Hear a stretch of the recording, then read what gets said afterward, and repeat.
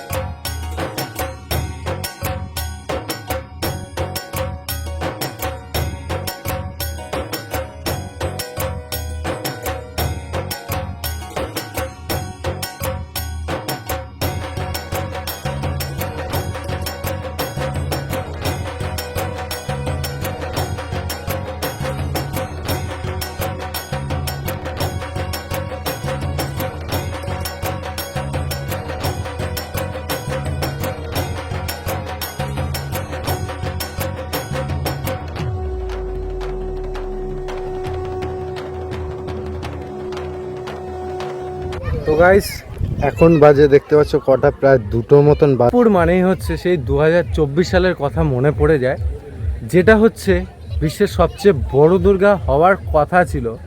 তো অনেক বাধা বিপত্তির পরে অবশেষে 2025 সালে সেই বিশ্বের সবচেয়ে বড় দুর্গা হয়। এবং এই বছর 2026 সালে কি হতে চলেছে সেটা এখনও জানা যায়নি, জানিয়ে দেবে আজকের খুঁটি পুজোর দিনে।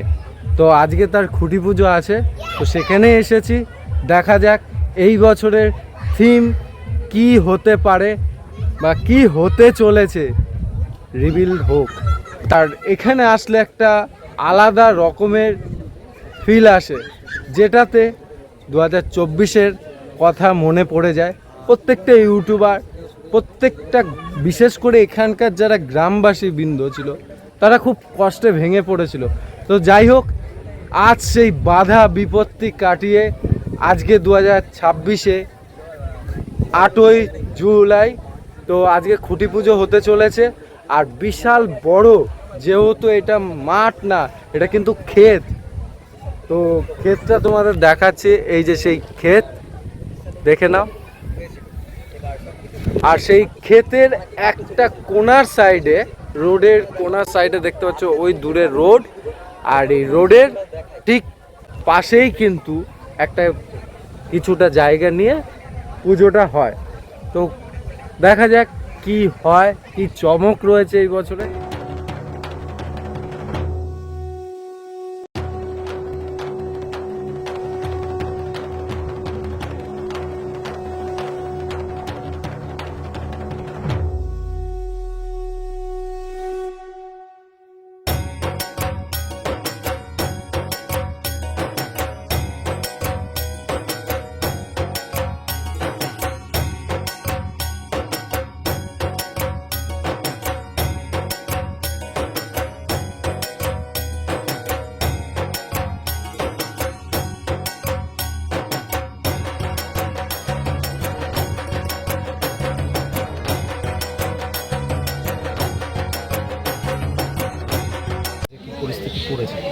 সেই জায়গায় একটা পুজো নিয়ে একটা যে সিন্ডিকেট চালাতো বিগত সরকার, তো সেই জায়গাটা যেভাবে নষ্ট করেছে, কামালপুরের একটা মানে যতটা ক্ষতি করা যায় সেটা করেছে।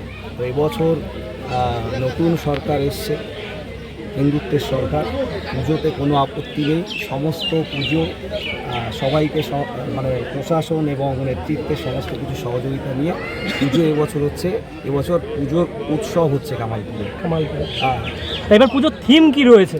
থিমটা বলছি আমরা, থিমটা 112খানা প্রতিমা তৈরি হচ্ছে, বিভিন্ন বৈচিত্র্যময়। থিমটা আমরা কিছু সময় বাদে শিল্পীরা আসলে একসাথে বলে দেবো। এই মুহূর্তে থিমটা হচ্ছে 112টা, যেহেতু 112 ফুটের দুর্গা সরকারিভাবে কামালপুর কখনোই সেই স্বীকৃতি পায়নি, যার কারণে এবছর 112খানা প্রতিমা পুজো করে এবছর উৎসব পালন করবে কামালপুর। এবার আমি দাদাদের বলছি আর একটা, যেখানে বিশেষ আমরা ঘোষণা করতে চাইছি, আমাদের এই দাদারা আছে দীর্ঘদিন ধরে একটা প্রচেষ্টা। দেখো, একটা বিভিন্ন জায়গায় নামের তো একটা পরিবর্তন সব জায়গায় আসছে, তো আমরাও সবার কাছে আবেদন করব, সবার কাছে বলতে এখানে আজকে বিশেষ করে বিধায়ক আমাদের এখানে আসবেন, বিধায়কের কাছে আবেদন করব কামালপুর যাতে কমলপুর হয়। কারণ এত বড় দুর্গা পুজো নিয়ে যে পরিস্থিতি আসছে, এত সংঘর্ষের মধ্যে দিয়ে, এটা সারা বিশ্ববাসী জানে। তো কামালপুরটা আমরা আর চাইছি না, এটা কমলপুর যাতে হয় সেই পরিস্থিতি। তারপরে দাদা বলবে কীভাবে কী সব করা যায়, সেটা সেই প্রস্তাবনায় সবাই সমর্থন করবে। আর বিশেষ করে এই দাদা বলবে যে তিনি সংঘর্ষ করছে কমলপুরটা করার জন্য, সেটা প্রশাসনিকভাবে যাতে সমস্ত জায়গাটা হয়, তার জন্য আমরা একটা প্রশাসনের কাছে আবেদন করব।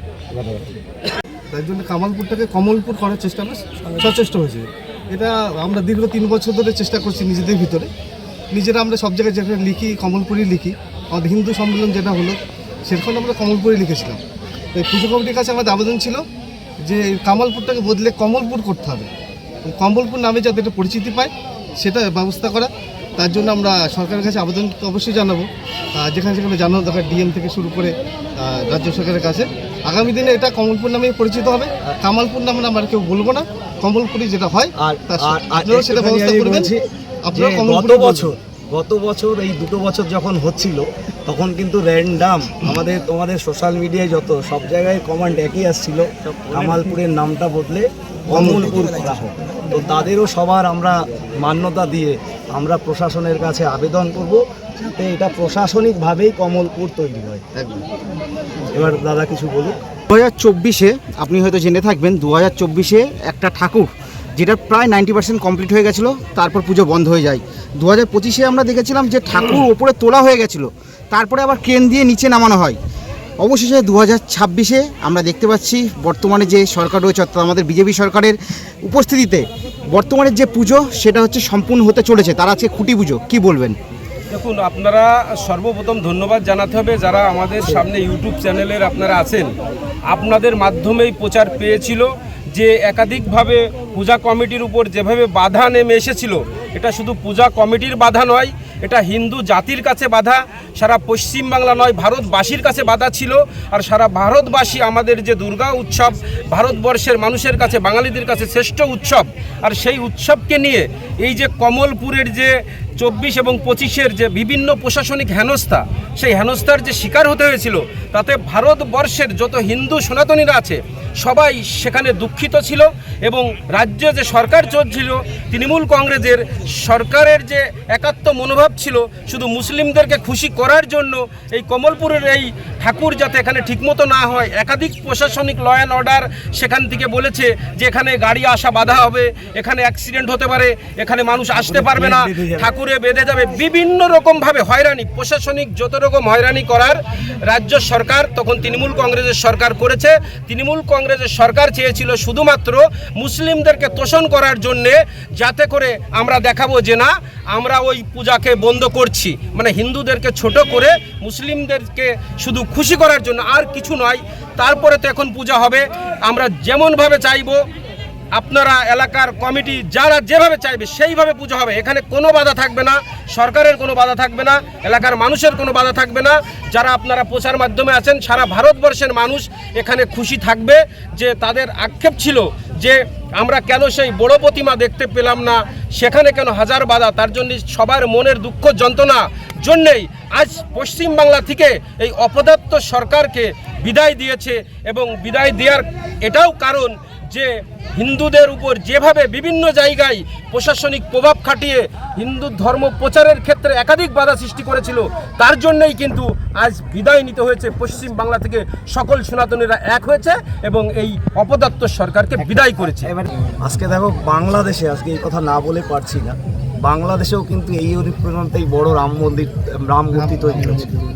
আজকে দেখো বাংলাদেশে বাধা এসছে, ওটা যেহেতু একটা মুসলিমের দেশ, মুসলিম সংখ্যাগরিষ্ঠতার দেশ, তো সেটাকে যদি ওয়েস্ট বেঙ্গল চিন্তা করা হয়, তো বিগত 2 বছর আগে ঠিক সেম পরিস্থিতি বিগত সরকার এখানে তৈরি করেছে, যেটা বাংলাদেশ তৈরি করতে চেয়েছিল।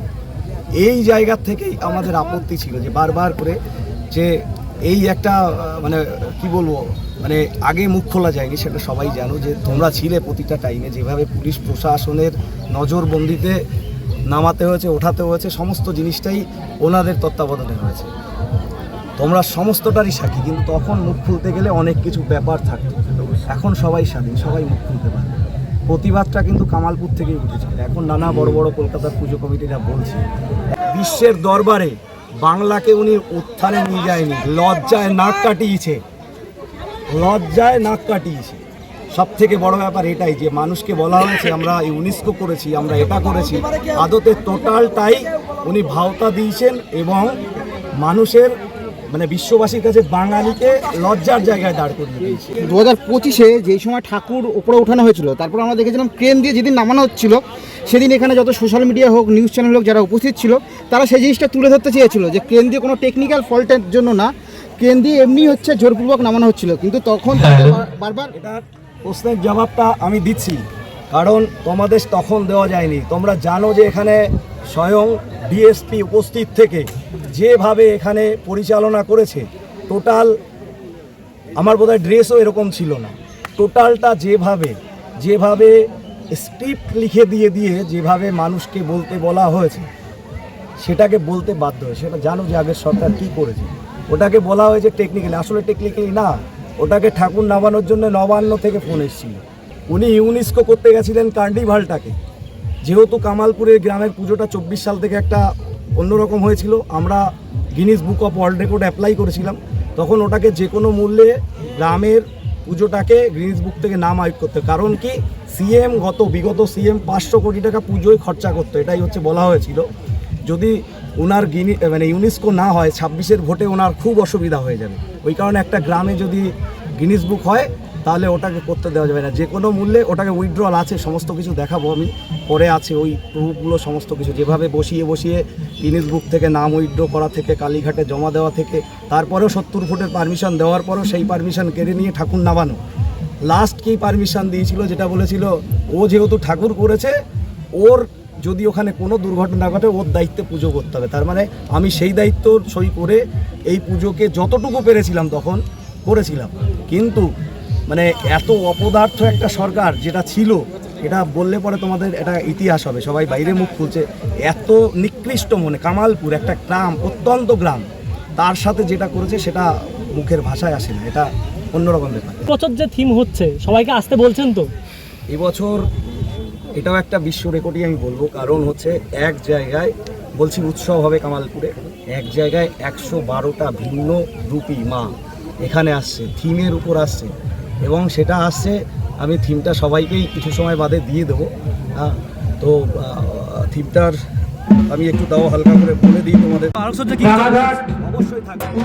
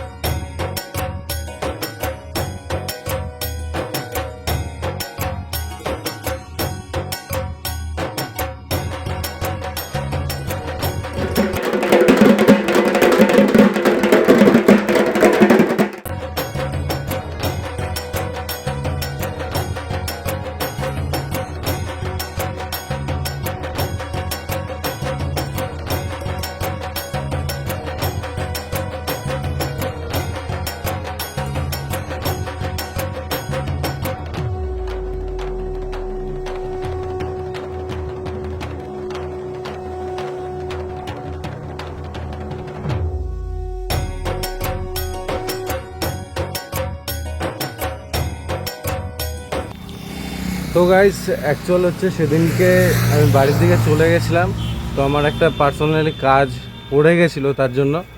তো কামালপুরের খুঁটি পুজো তো তোমাদের দেখালাম, এবং থিম কিন্তু এই বছরে 2026 সালে রিভিল করে দিল যে 112খানা ছোট ছোট দুর্গা মূর্তি এবং অন্যান্য মূর্তিও কিন্তু ওখানে হবে। এটাই এই বছরের চমক।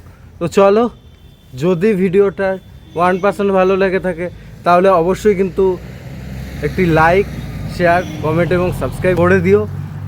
শুভজিৎ ব্লগস ইউটিউব চ্যানেলকে। তো চলো, আর অবশ্যই ফেসবুক আইডি, ফেসবুক পেজ আর ইনস্টাগ্রাম আইডিকে অবশ্যই ফলো করে আগে বাড়িয়ে দাও এই ছোট্ট ইউটিউব চ্যানেলটাকে। তো চলো, আজকের মতন tata, bye bye, see you, জয় হিন্দ, জয় ভারত।